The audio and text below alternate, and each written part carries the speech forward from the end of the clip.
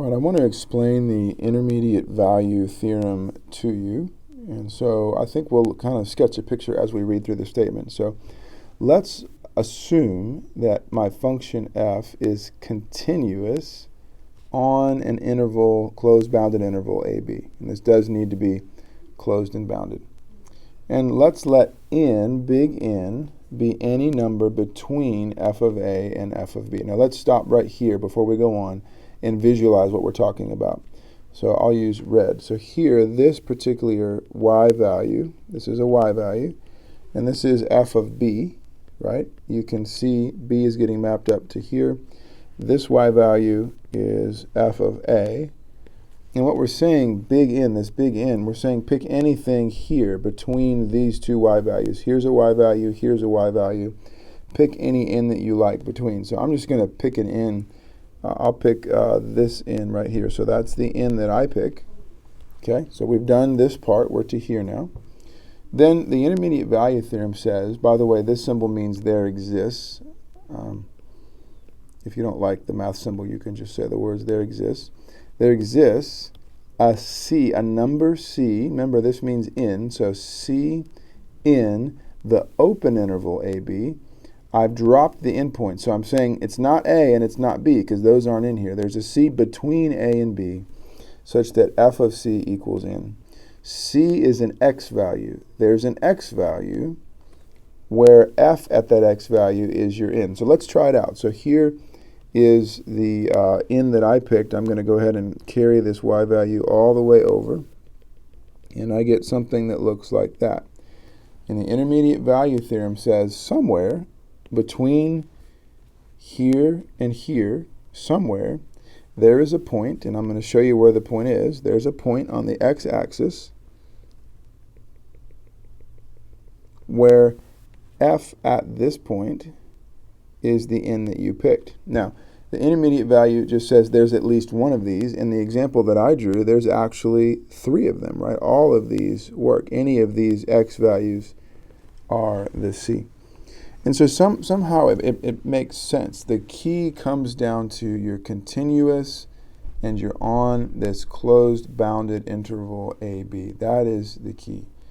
Because it's continuous, if I'm starting it here and I want to get to there and I don't, and I can't pick up my pencil, then I've got to cover every possible y value in between. That's all it's really saying. If you're allowed to jump, then I could go here and then make a jump up there, and I might leave out these y values in the middle here, but I can't do that. So that's the intermediate value theorem. I expect you to know this statement and be able to write it down. So make sure that you add this to your notes and memorize this statement. We'll need to do that. I want to show you how it can be used, and then we'll look at an example that doesn't satisfy the intermediate value theorem that tends to pop up sometimes. All right, so let's show that this equation, x to the fourth plus x equals 3, has a solution in the interval from 1 to 2. That's kind of fun. All right, so the way that we're going to solve this is we're going to rewrite the problem ever so slightly. So I want us to consider f of x equals, I'm going to pull this 3 over and write this x to the fourth plus x minus 3. All right? Now, think with me for a minute. If I want to solve f of x equals 0, that's the same thing as x to the fourth plus x minus 3 equals 0, which is the same as x to the fourth plus x equals 3. So the equation f of x equals 0 is exactly the same equation that we started with, and yet using this new notation is going to be helpful for me as I want to keep track of this problem. All right, so let's let f be this function. And I want to just go ahead and think about this interval. I'm going to compute f of 1, and I get f of 1 is, well, 1 plus 1 is 2 minus 1, minus 3 is negative 1. And now I'm going to compute f of 2. And when I do that, I get what? 2 to the fourth is 16. 18 minus 3 is 15. So f of 2 is 15. Whoa, think about it. F of 1 is negative 1. Let's even sketch the picture. F of 1 is negative 1. I'm not going to try to graph this thing. I'm just going to go here. F of 1 is negative 1, and F of 2 is off the charts up here at 15. And yet, what do you know about F? Look at this equation. This F is a polynomial. It's continuous. And so the only way to get from negative 1 up to 15 without picking up your pencil is to cross the x-axis. And so how do you actually say that precisely? You can say, well, by the intermediate value theorem, there exists a number c in the open interval 1, 2, such that f of c equals 0, and i.e., that's the same thing as saying c is a solution for the equation, let me scroll up here, x to the fourth plus x equals 3. So this is sort of in existence. I don't know what the c is. I didn't try to compute it. I can just guarantee you that there is a solution. And there are algorithms, for example, that you can program into a computer that can estimate this c as close as you want to get. If we get some time in Mathematica, we can play with that. All right, well, let's look at one more example. So this is called the floor function. And you write it like this. And you may have never seen this notation before, no problem. Let me just explain what it means. So this floor of x is equal to the largest integer that is less than or equal to x. So let me run a couple of examples with you. So first off, the floor of 4, the largest integer number that's less than or equal to 4, the largest one is 4. The floor of 4.98, the largest integer that's less than or equal to this, is still 4.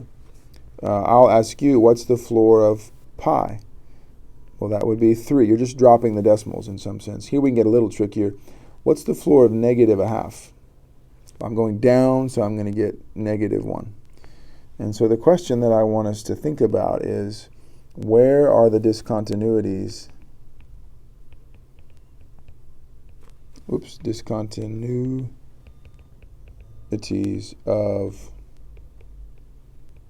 the floor of x. And so let's see if we can sketch a picture and see what's going on.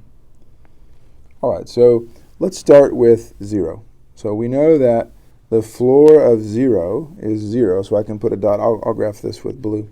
The floor of 0 is 0. I'm going to think about this as 1, and this is 2, and this is 3, so on and so forth. So 1, 2, 3, there we go. All right, so the floor of 0 is 0, and the floor of anything all the way out to 1 is going to be 0 as well. There's going to be an open circle at 1 because the floor of 1 is actually 1. It jumps. And then we can keep going. The floor of 1 and 1.1, 1.2, 1 point whatever is all 1 until you get to 2, and then it jumps, and then so on and so forth. You can sort of see how this goes. Same thing down here. It's going to look like that. So I won't keep drawing it, but you can see that this goes forever.